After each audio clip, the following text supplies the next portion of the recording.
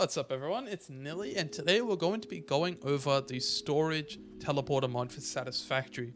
It's completely up to date, works with the recent early access build, and it is amazing. It's changed the way I play, and I guarantee if you're someone who doesn't have the funds to make a monorail, or even drone ports, or even nice looking conveyor lifts, this is definitely for you.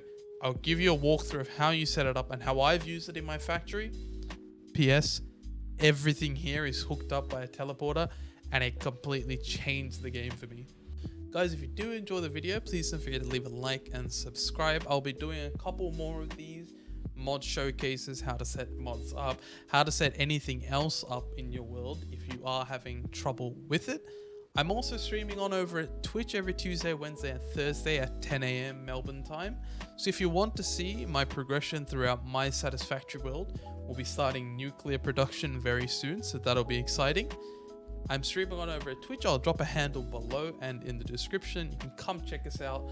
We have an amazing community of people, others that enjoy Satisfactory and others that enjoy any other game. So you may be wondering, Nelly, what is the teleporter? Well, you see it hooked up to pretty much everything I have down on this floor of the factory. It takes items from point A to point B, no hassle. You see how all of my assemblers over here, not a single one have a conveyor line running into them?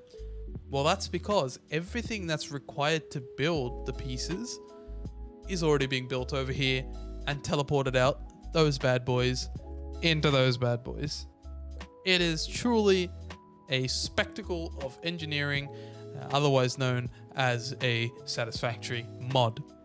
So how do we set this up? Well, it's actually very easy. First thing you're going to want to make is a storage teleporter hub. Now, both of these things can be found under your logistics tab after you press Q. If you scroll all the way down, you'll see a storage teleporter, a item teleporter, and a storage teleporter hub. So, to make a storage teleporter hub, you will need quite a few things that you will need to unlock via just completing phases and through MAM research. For the MAM, you're specifically going to want the oscillators and AI limiters. Once you got those, you're going to need to progress a little bit more to unlock computers for your assemblers. But once all those are done and dusted, you're going to want the ingredients that you see at the bottom right of my screen. So once you make a storage teleporter hub, place it anywhere in your world. Just make sure that the very first one you build has the ability to connect to a power line. This is important. Any consecutive hubs don't need to be hooked up, just your first one. This will act as a means to see where all of your specific teleporters for whatever material you're transporting are located in the world. Okay, so you're probably wondering, how do I actually set this up? How do I get the items from point A to point B? Well, in this, I'll show you how to completely set up the teleporter, how to control your inputs and manage your output as well.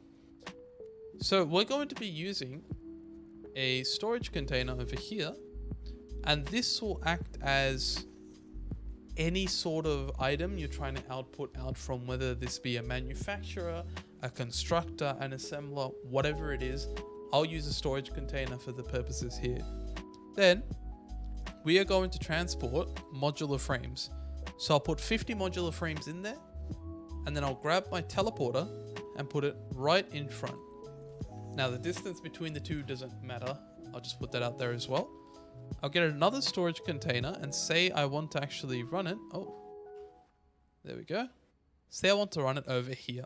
And I want my modular frames going from this container to that container. So let's first grab a conveyor belt. I'll do a lower level one just to show. Now a couple will go in, and then this will actually stop because this hasn't been given an ID to continue past. You'll see that it will fill up to about 10 and the belt will cease to bring in any more. That's because we haven't given this an output destination or a name. Now, since we're transporting modular frames, I will call this mod frames. You can call this whatever it is you're transporting. If you want to transport modular frames to a specific build, you can type modular frames and then the build name over here. You can call it whatever you want. You can name it after what you're transporting, anything. After you have named it, just press save, and you'll see it's already ready to go into a output buffer. This will again fill up to 10. Now we can set up our output teleporter. If we come over to here, doing the exact same thing again, we're grabbing a teleporter. Now we're putting it as the output from point A to point B. Grab another belt again. Nothing will go through yet. That will go through only because that was the last thing I was making, which was actually radio control units. This won't happen to you. Once it's set up though, all you have to do, go into the drop down menu, find wherever you put mod frames or whatever you named it, select it. It'll show you that one more teleporter is set up with this exact same configuration. Press save, and bam, there you go. It'll transport it all the way from there into this container. Now, like I said before, this doesn't have to be a container. This can be your manufacturers, this can be your assemblers, and you can run it through any distance you want. All you need is your first initial teleporter, then your output teleporter somewhere else in the world.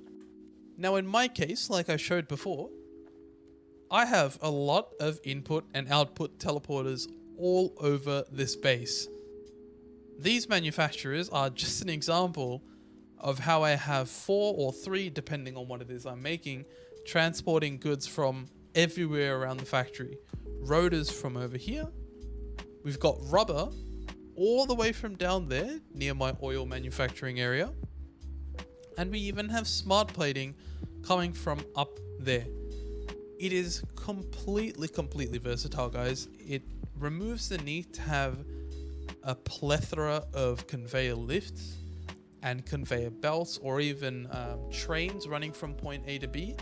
Whereas you can build this, which is relatively cheap once you unlock the components, and it barely takes up space and does just as equally great of a job, in my opinion.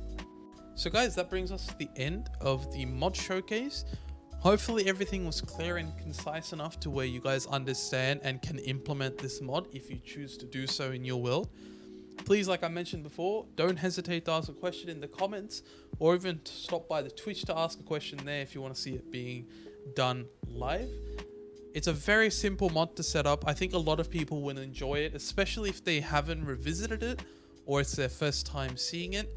It makes setting up the factory a lot easier, especially if you're someone that's very nomadic and likes to set up different factories at completely separate locations. Guys, thank you for watching. Hope you guys enjoyed, and I'll catch you guys in the next one. Peace.